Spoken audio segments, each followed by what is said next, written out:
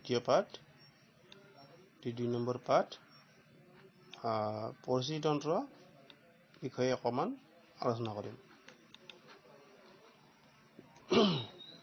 আমি আগৰ পাঠত জৈৱিক উপাদান, পৰিৱেশৰ জৈৱিক উপাদান আৰু অজৈৱিক উপাদানৰ বিষয়ে পঢ়ি আহিছোঁ। অজৈৱিক উপাদান কোনবিলাক আছিল? বায়ু, পানী, মাটি, তাপ, পোহৰ ইত্যাদিবোৰ হ'ল অজৈৱিক উপাদান, যিবিলাক নষ্ট কৰিব নোৱাৰে, হয়নে? আৰু উদ্ভিদ, প্ৰাণী, চৰাই চিৰিকটি, অণুজীৱ হৈছে জৈৱিক উপাদান। আৰু অজৈৱিক আৰু অজৈৱিক দুটা উপাদানেই পৰস্পৰৰ ওপৰত নিৰ্ভৰশীল। যিকোনো জৈৱিক উপাদান এটা যদি কিবা কাৰণত নোহোৱা হৈ যায়, অজৈৱিক উপাদান এটা, তেতিয়া আমি জৈৱিক উপাদানবিলাক কোনোদিনে জীয়াই থাকিব নোৱাৰোঁ। সেউজীয়া উদ্ভিদবিলাকে কি কৰে জানা?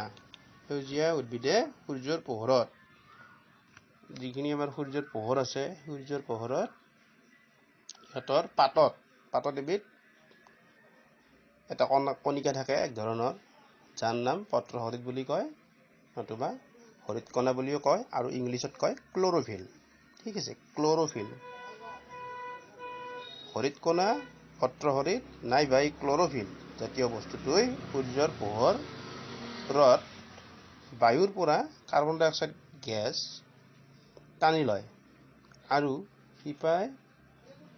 শিপাই মাটিৰ পৰা কি শুহি লয়? পানী আৰু খনিজ লৱণ। গতিকে শিপাই শুহি লোৱা খনিজ লৱণ, তাৰপিছত বায়ুৰ পৰা লোৱা কাৰ্বন ডাই অক্সাইড গেছ আৰু সূৰ্যৰ পোহৰত গোটেইখিনি বস্তু কি হয়? লগ হৈ পাতত তেওঁলোকৰ খাদ্য প্ৰস্তুত হয় উদ্ভিদৰ। আমি যেনেকে ভাত ৰন্ধাৰ সময়ত কি দিওঁ? প্ৰথমে দিওঁ কি লাগে আমাক? আজিকালি কুকাৰ দিওঁ নহয়? কুকাৰত কি দিওঁ? কুকাৰটো ধৰি লোৱা আমাৰ উদ্ভিদৰ ক্ষেত্ৰত পাত। কুকাৰত কি দিওঁ? পানী দিওঁ, চাউল দিওঁ আৰু তলপিনে জুই দিওঁ। তেতিয়া কি হয়? ভাত হৈ যায় কিছু সময় পিছত। ঠিক তেনেকে উদ্ভিদৰ ক্ষেত্ৰতো কি হয়? আমি যদি সূৰ্যৰ পোহৰক জুই বুলি ধৰি লওঁ, গছৰ পাতক যদি আমি কুকাৰটো বুলি ধৰি লওঁ, পানী মাটিৰ পৰা শুহি লৈছে, আৰু ভাত যদি চাউল বুলি কওঁ, চাউলটো কাৰ্বন ডাই অক্সাইডটো বুলি ধৰি ল'লেই হ'ল। কাৰ্বন ডাই অক্সাইডটো যদি আমি চাউল বুলি ধৰি লওঁ, গোটেইখিনি লগ হৈ কি হ'ব? ভাত হ'ব। ইয়াত কি হয়? ইয়াত সূৰ্যৰ পোহৰ হৰিতকণাত মানে পাতত হৰিতকণা থাকে, বায়ুৰ পৰা শুহি লোৱা কাৰ্বন ডাই অক্সাইড গেছ আৰু মাটিৰ পৰা শুহি লোৱা পানীৰ সহায়ত উদ্ভিদে খাদ্য প্ৰস্তুত কৰে। আৰু সেই খাদ্য আমি চকুৰে নেদেখোঁ দেই, তাত খাদ্য প্ৰস্তুত হয়। আৰু এই যি ধৰণে উদ্ভিদে নিজৰ খাদ্য নিজে তৈয়াৰ কৰি লয়, সেই প্ৰক্ৰিয়াটোক কি বুলি কয়? সালোক সংশ্লেষণ বুলি কয়, আৰু ইংৰাজীত কয় ফটোচিনথেচিছ। এইটো সালোক সংশ্লেষণ। দেখিছে নহয়? ঠিক আছে। আৰু উদ্ভিদবিলাকে নিজে নিজৰ আহাৰ তৈয়াৰ কৰি লয় বাবে ইহঁতক কি বুলি কয়? উৎপাদক। এইটো উদ্ভিদে নিজে আহাৰ নিজে তৈয়াৰ কৰি লয় বাবে ইহঁতক কয় উৎপাদক। উদ্ভিদে আহাৰ প্ৰস্তুত কৰোঁতে পৰিৱেশৰ কি কৰে? অজৈৱিক উপাদান বায়ু, পানী আৰু সৌৰ শক্তি ব্যৱহাৰ কৰে। আৰু পৰিৱেশত এনেদৰে জৈৱিক আৰু অজৈৱিক উপাদানে এটাই আনটোৰ ওপৰত নিৰ্ভৰ কৰি পৰিস্থিতি তন্ত্ৰ গঠন কৰে। মানে কোনো এটা পৰিৱেশত জৈৱিক উপাদানবিলাকে অজৈৱিক উপাদানৰ ওপৰত নিৰ্ভৰ কৰি একোটা পৰিস্থিতি তন্ত্ৰ গঠন কৰে। এতিয়া মানুহৰ ক্ষেত্ৰতে চোৱাচোন, আমি যদি পানী নাপাওঁ খোৱাৰ বাবে, থাকিবৰ বাবে মাটি নাপাওঁ, পোহৰ নাপাওঁ, তাপ নাপাওঁ, আমি জানো বাচি থাকিব পাৰিম? নিশ্চয় নোৱাৰোঁ। এইবিলাক অজৈৱিক উপাদান, কিন্তু জৈৱিক উপাদানৰ কাৰণে এইবিলাক বহুত প্ৰয়োজনীয়। জৈৱিক আৰু অজৈৱিক উপাদান পৰস্পৰ নিৰ্ভৰশীলতাই পৰিস্থিতিতন্ত্ৰ গঠন কৰে। জৈৱিক আৰু অজৈৱিক উপাদানৰ পৰস্পৰ নিৰ্ভৰশীলতাই পৰিস্থিতিতন্ত্ৰ গঠন কৰে। পৰিৱেশত যেতিয়া এটা প্ৰাণীয়ে আন এটা প্ৰাণীক খায় তেতিয়া এটা খাদ্য শৃংখলৰ সৃষ্টি হয়। যেতিয়া পৰিৱেশত এটা প্ৰাণীয়ে এটা প্ৰাণীক খায়, যেনে বাঘে কি খায়, হৰিণা খায়, নহয় জানো? হৰিণাই কি খায়, ঘাঁহ খায়। উদ্ভিদক তৃণভোজী প্ৰাণীয়ে খায় আৰু তৃণভোজী প্ৰাণীক মাংসভোজী প্ৰাণীয়ে খায়। এনেকৈ একোটা পৰিস্থিতিতন্ত্ৰৰ সৃষ্টি হয়। ঠিক আছে। আৰু এটাই আনটোক খোৱা যিটো এটা শৃংখল হয় সেইটোক কয় খাদ্য শৃংখল। শৃংখল মানে কি, আমি ইংৰাজীত সাধাৰণতে ব্যৱহাৰ কৰোঁ চেইন। আমি যে চাইকেলৰ চেইন আছে, বাইকৰ চেইন আছে, দেখিছে নহয়? চেইনবিলাক চাবাচোন, এটাকৈ জোৰা লাগি থাকে, এটাই আনটোৰ লগত জোৰা লাগি থাকে। কিবা কাৰণত এটা যদি ছিঙি যায়, চাইকেলখনো নচলে, বাইকখনো নচলে, হয়নে?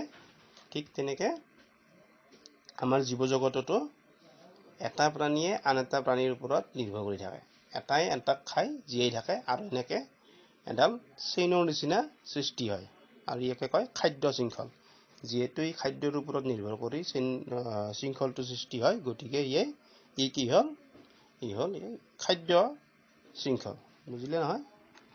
ইয়াতে আছে চোৱা, তৃণভোজী প্ৰাণীক মাংসভোজীয়ে খায় বাবে খাদ্য শৃংখলটোত তৃণভোজী প্ৰাণীৰ পিছতে মাংসভোজী প্ৰাণী থাকে। এই প্ৰক্ৰিয়াটো সচৰাচৰ ঘটি থকা এটা প্ৰাকৃতিক ঘটনা। সকলোবোৰ প্ৰাণীয়ে প্ৰত্যক্ষ বা পৰোক্ষভাৱে জীয়াই থাকিবলৈ উদ্ভিদৰ পৰা খাদ্য পায়।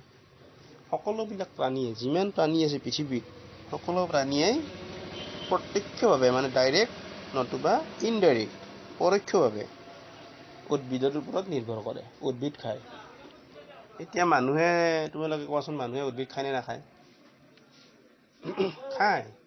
কেনেকৈ খায়? আমি শাক খাওঁ নহয়, শাক খাওঁ, ভাত খাওঁ, ভাতটোতো ক'ৰ পৰা আহে? ধানৰ পৰা আহে। ধানটো ক'ৰ পৰা আহে? ধানৰ খেতিৰ পৰা আহে। খেতিত যে ধান গছবিলাক হয়, সেইবিলাক উদ্ভিদ নহয় জানো? সেইবিলাক আমি খাওঁ। ঠিক তেনেকৈ ছাগলীয়ে কি খায়? ডাইৰেক্ট খায়, প্ৰত্যক্ষভাৱে খায়। ছাগলীক বা হৰিণাই খায় প্ৰত্যক্ষভাৱে, হৰিণাক ধৰি লোৱা বাঘে খায়। তেতিয়া কি হ'ল? ছাগলীৰ জৰিয়তে বাঘে ঘাঁহ খোৱা হ'লনে? হ'ল। ঠিক আছে। এতিয়া চোৱা, প্ৰাণীয়ে উদ্ভিদক খাদ্য হিচাপে গ্ৰহণ কৰে বাবে প্ৰাণীবোৰ হৈছে উপভোক্তা। গতিকে প্ৰাণীবোৰ কি?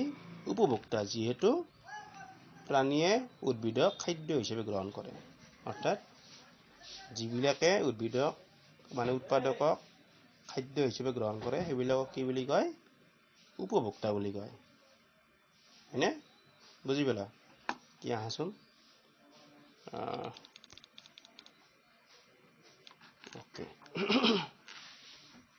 কিছুমান প্ৰাণীয়ে প্ৰত্যক্ষভাৱে সেউজীয়া উদ্ভিদৰ পৰা খাদ্য আহৰণ কৰে। যেনে ধৰি লোৱা হৰিণা, মহ, ছাগলী, শহাপহু, এইবিলাক কি? তৃণভোজী প্ৰাণী। গৰু, এইবিলাক হ'ল তৃণভোজী প্ৰাণী, আৰু এইবিলাকে প্ৰত্যক্ষভাৱে ডাইৰেক্ট ঘাঁহ খায়। সেইকাৰণে ইহঁতক প্ৰাথমিক উপভোক্তা বুলি কয়। কি বুলি কয়? প্ৰাথমিক উপভোক্তা। যিয়ে প্ৰত্যক্ষভাৱে ঘাঁহ খায় বা উদ্ভিদ খায়, সেইবিলাকক প্ৰাথমিক উপভোক্তা বুলি কয়। আৰু কিছুমান প্ৰাণীয়ে এই উপভোক্তাবোৰক খাই জীয়াই থাকে। কিছুমান প্ৰাণীয়ে ছাগলী, হৰিণা, মহ, গৰু, শহাপহু, যিয়ে নহওক, যিবিলাক ঘাঁহ খোৱা প্ৰাণী থাকে সেইবিলাকক খাই জীয়াই থাকে। সেইবিলাকক কি বুলি কয়? গৌণ উপভোক্তা বা কি বুলি কয়? এইবিলাক কয় গৌণ উপভোক্তা বা দ্বিতীয় শ্ৰেণীৰ উপভোক্তা। প্ৰথম শ্ৰেণীৰ উপভোক্তা হ'ল যিবিলাক প্ৰাণীয়ে প্ৰত্যক্ষভাৱে ঘাঁহ খায়, সেইবিলাকক কয় প্ৰথম শ্ৰেণীৰ উপভোক্তা বা প্ৰাথমিক উপভোক্তা।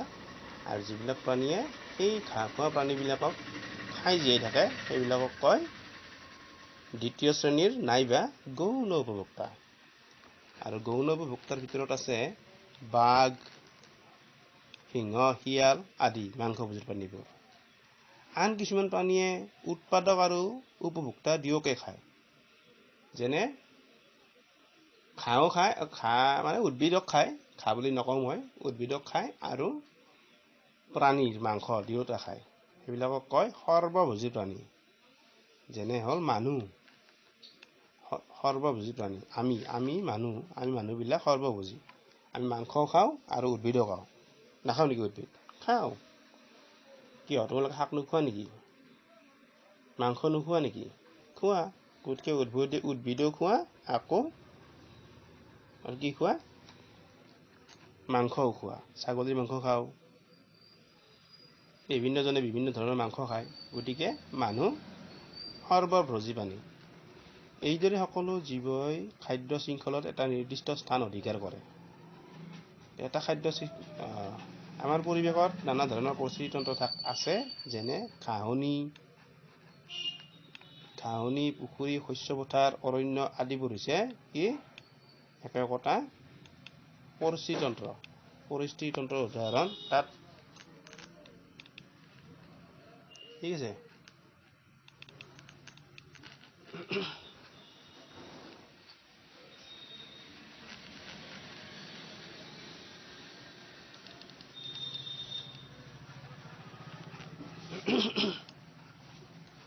এটা পৰিস্থিতি তন্ত্ৰৰ উদাহৰণ। আচ্ছা, আমি কি বুজি পালো? উৎপাদক বুজি পালো। উদ্ভিদবিলাক নিজেই একোটা উৎপাদক, হয়নে? যিহেতু সিহঁতে খাদ্য উৎপন্ন কৰে, সেইটো হ'ল উৎপাদক, হয়নে? উদ্ভিদবিলাক নিজে একোটা উৎপাদক। ইয়াৰ পিছত বুজি পালো এই উৎপাদকবিলাকক যিবিলাকে খাই জীয়াই থাকে, সেইবিলাক যেনে এই উদ্ভিদ ডাইৰেক্ট যিবিলাক প্ৰত্যক্ষভাৱে খায় সেইবিলাকক কয় প্ৰাথমিক শ্ৰেণীৰ উপভোক্তা। এইটো প্ৰাথমিক শ্ৰেণীৰ উপভোক্তা। আকৌ এই প্ৰাথমিক শ্ৰেণীৰ উপভোক্তাবিলাকক যিবিলাকে খাই জীয়াই থাকে সেইবিলাকক কয় গৌণ উপভোক্তা। কি বুলি কয়? গৌণ উপভোক্তা বা দ্বিতীয় শ্ৰেণীৰ উপভোক্তা। আকৌ প্ৰাথমিক উপভোক্তা আৰু গৌণ উপভোক্তাক দুয়োবিধকে যি প্ৰাণীয়ে খাদ্য হিচাপে গ্ৰহণ কৰে সেইবিলাকক কয় সৰ্বভোজী প্ৰাণী। সৰ্বভোজী প্ৰাণীৰ উদাহৰণ হ'ল মানুহ। ঠিক আছে। এতিয়া চোৱা, পুখুৰী এটা পৰিস্থিতি তন্ত্ৰৰ উত্তম উদাহৰণ, বৰ ভাল উদাহৰণ হৈছে পুখুৰী। ঠিক আছে। পুখুৰী হ'ল একেবাৰে ভাল উদাহৰণ এটা পৰিস্থিতি তন্ত্ৰৰ। ঠিক আছে। আচ্ছা, পুখুৰীত কি থাকে? জলজ উদ্ভিদ যেনে শেলাই থাকে, মেটেকা থাকে, ভেট থাকে, পানীত গজা ঘাঁহ থাকে আদি কি হয়? সূৰ্যৰ পোহৰত খাদ্য উৎপাদন কৰে। সেইকাৰণে এইবোৰ হৈছে উৎপাদক। এই উদ্ভিদবোৰক পুখুৰীত থকা কোনবোৰ জীৱে খায়? ভাবি চোৱাচোন। কোনবিধে খায়? কীট পতংগ যেনে সৰু মাছ, শামুক, পানী মকৰা আছে, এইবিলাকে খায়। সৰু মাছে খায়, শামুকে খায়। আকৌ উদ্ভিদবোৰক আহাৰ হিচাপে গ্ৰহণ কৰে এইবিলাকে। সেইবাবে সেইবোৰ হৈছে কি? প্ৰাথমিক উপভোক্তা, হয়নে? যিহেতু এইবিলাকক উৎপাদকবিলাকক কীট পতংগ, সৰু মাছ, শামুক আদিয়ে খাদ্য হিচাপে গ্ৰহণ কৰে। গতিকে এইবিলাকক কয় প্ৰাথমিক উপভোক্তা। আকৌ এতিয়া ডাঙৰ মাছ, ভেকুলী, কেঁকোৰা এইবিলাকক খায়। সৰু মাছক খায়, পতংগক খায়, শামুকক খায়, ডাঙৰ মাছে, ভেকুলীয়ে, কেঁকোৰাই। গতিকে এইবিলাক হ'ল গৌণ বা দ্বিতীয় শ্ৰেণীৰ উপভোক্তা। আৰু এইবিলাককো কিছুমান প্ৰাণীয়ে খায়। কোনবিলাক প্ৰাণীয়ে খায় চাৱা? ভেকুলী, কেঁকোৰা, মাছ আদি কিয়ে খায়? সাপ, বগলী, মাছৰোকা চৰাই আদিয়ে খায়। কি খায় এইবিলাকক? ভেকুলী, কেঁকোৰা, যিবিলাক দ্বিতীয় বা গৌণ উপভোক্তা, এইবিলাকক কয় খায় সাপ, বগলী, মাছৰোকা আদি চৰাই খায়। এইবোৰ কি? তৃতীয় শ্ৰেণীৰ উপভোক্তা। তৃতীয় শ্ৰেণীৰ উপভোক্তাবোৰ এই পৰিস্থিতি তন্ত্ৰৰ সকলো উপভোক্তাতকৈ উচ্চ পৰ্যায়ৰ। পৰিস্থিতি তন্ত্ৰত প্ৰাণীবোৰ ইটোৱে সিটোৰ ওপৰত কিহৰ বাবে নিৰ্ভৰ কৰে? খাদ্যৰ বাবে। আৰু সেইকাৰণে এটাই আনটোক খাই জীয়াই থকা যিটো শৃংখল হয় ইয়াকে কয় খাদ্য শৃংখল, মানে ফুড চেইন, ইংৰাজীত কয় ফুড চেইন। আৰু এই গোটেইখিনিকে একেলগে একোটা পৰিস্থিতি তন্ত্ৰ বুলি কয়। আৰু এই পৰিস্থিতি তন্ত্ৰবিলাকক ইংৰাজীত কয় ইক'চিষ্টেম। ঠিক আছে? আৰু তোমালোকে এই প্ৰশ্নৰ উত্তৰটো লিখিবা। পুখুৰীত শেলাই ঘাঁহ আদি নাথাকিলে কি হ'লহেঁতেন? অলপ চিন্তা কৰি লিখিবাচোন। ঠিক আছে?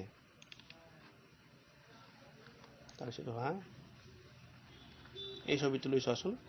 ছবিটোত চোৱা, সূৰ্যৰ পোহৰ সৌৰশক্তি পাইছে, এইটো উৎপাদক গছ। ঠিক আছে? এই গছবিধক কিয়ে খাইছে? হৰিণে খাইছে। হৰিণে আকৌ বাঘে খাইছে। বাঘে খোৱাৰ পিছত বাঘ মৰি গ'ল। মৰাৰ পিছত কি হ'ল? পচি গ'ল। এইটোক কয় বিয়োজন হোৱা বুলি। পচি যোৱাটোক বিয়োজন। আৰু ইয়াক বিয়োজকে বিয়োজন কৰে।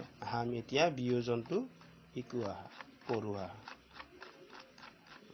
বিয়োজনটো কৰিব লাগিব, পঢ়িম এতিয়া। এইটো চোৱা, কিছুমান বেক্টেৰিয়া আৰু ভেঁকুৰে উদ্ভিদ আৰু প্ৰাণীৰ দেহৰ অংশসমূহ বিয়োজন ঘটায়, অৰ্থাৎ ক্ষুদ্ৰ ক্ষুদ্ৰ অংশলৈ পৰিণত কৰি গেলি পচি যোৱাত সহায় কৰে। এই প্ৰাণীবিলাক, মৃত্যু হোৱা প্ৰাণীবিলাকৰ যিবিলাক দেহ থাকে, সেইবিলাক কিছুমান সৰু সৰু বেক্টেৰিয়া বা ভেঁকুৰে একেবাৰে সৰু সৰু টুকুৰালৈ পৰিণত কৰি গেলি পচি যোৱাত একদম সহায় কৰে। আৰু কিছুমান তেওঁলোকে খায়ও। এই গলি পচি যোৱা অংশসমূহ কিছুমান অনুজীৱই আহাৰ হিচাপে গ্ৰহণ কৰে। আহাৰ মানে খাদ্য হিচাপে। আৰু বাকী থাকি যোৱা অৱশিষ্টখিনি মাটিত জৈৱিক সাৰ হিচাপে মিহলি হৈ থাকে। মাটিত মিহলি হৈ থকা জৈৱিক সাৰ শিপাই গ্ৰহণ কৰি উদ্ভিদৰ বৃদ্ধিত সহায় কৰে। জৈৱিক উৎপাদনত বিয়োজন ঘটায় বাবে বেক্টেৰিয়া আৰু ভেঁকুৰক বিয়োজক বুলি কয়। গতিকে বিয়োজক কাক কয়? বেক্টেৰিয়া আৰু ভেঁকুৰক। কিয় কয়? কাৰণ এই বেক্টেৰিয়া আৰু ভেঁকুৰে এই গেলি পচি মানে মৃত্যু হোৱা প্ৰাণীবিলাকৰ দেহবোৰ বিয়োজন ঘটায়। কিছু অংশ খায় আৰু কিছু অংশ মাটিৰ লগত মিহলি হৈ যায়। আৰু মাটিৰ লগত মিহলি হৈ যোৱাৰ পিছত ই কিহত পৰিণত হয়? এই সাৰত, জৈৱিক সাৰত পৰিণত হয়। এই জৈৱিক সাৰ আকৌ উদ্ভিদে পায়। সেই উদ্ভিদক আকৌ তৃণভোজী প্ৰাণীয়ে খায়। আকৌ সেই তৃণভোজী প্ৰাণীক আকৌ মাংসভোজী প্ৰাণীয়ে খায়। মাংসভোজী প্ৰাণীবোৰ ঢুকায়। আকৌ ভেঁকুৰ আৰু বেক্টেৰিয়া বিয়োজন ঘটাই মাটিৰ লগত মিহলি কৰি দিয়ে। আকৌ সেইবিলাক জৈৱিক সাৰ হয়। জৈৱিক সাৰক আকৌ উদ্ভিদে খায়। আকৌ তৃণভোজী প্ৰাণীয়ে উদ্ভিদবিলাকক খায়। এনেকৈ এটা চক্ৰৰ নিচিনা গোটেই জীৱন চলি থাকে পৃথিৱীখনত। আৰু এই শৃংখলটোৰ কোনোবা এটা যদি নোহোৱা হৈ যায়, তেতিয়াহ'লে গোটেইবিলাকৰে মৃত্যু হৈ যাব। কেনেকৈ হ'ব কোৱাচোন? কেনেকৈ হ'ব? ধৰি লোৱা জংঘলত হৰিণাক বাঘে খায় আৰু হৰিণাই ঘাঁহ খায়। কিবা কাৰণত যদি হৰিণা নাইকিয়া হৈ যায়, বাঘ বাচিব জানো? নাবাচে। তাৰ সলনি কি হ'ব? ঘাঁহবিলাক ওখ হ'ব আৰু এটা সময়ত এই ঘাঁহবিলাকক নোহোৱা হ'ব। কিয়? কেনেকৈ নোহোৱা হ'ব? কাৰণ তেওঁলোকৰ সংখ্যা বাঢ়ি যাব। হয়নে নহয়? আৰু এনেকৈ পৰিস্থিতি তন্ত্ৰ এটা চলি থাকিব নোৱাৰিব। কিবা কাৰণ যদি বাঘ ঢুকায়, কিবা কাৰণ ধৰি লোৱা বাঘ ঢুকায়, নোহোৱা হৈ যায়, তেতিয়াহ'লে হৰিণাবিলাক বাঢ়ি যাব। হৰিণা বাঢ়ি গ'লে কি হ'ব? ঘাঁহ এতিয়াও নাথাকে। ঘাঁহ এটা সময়ত নোহোৱা হৈ যাব খাই। তেতিয়াই হৰিণাবিলাকো এটা এটাকৈ খাব নাপায়, মৰি থাকিব। বুজি পালা নহয়? কেনেকৈ এটাই আনটোৰ লগত জড়িত? সেইবাবে পৰিস্থিতি তন্ত্ৰ এটাত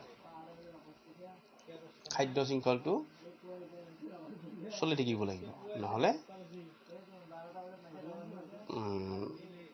পৰিৱেশ এটা সময়ত ধ্বংস হৈ যাব, প্ৰাকৃতিক পৰিৱেশ। বুজি পালা?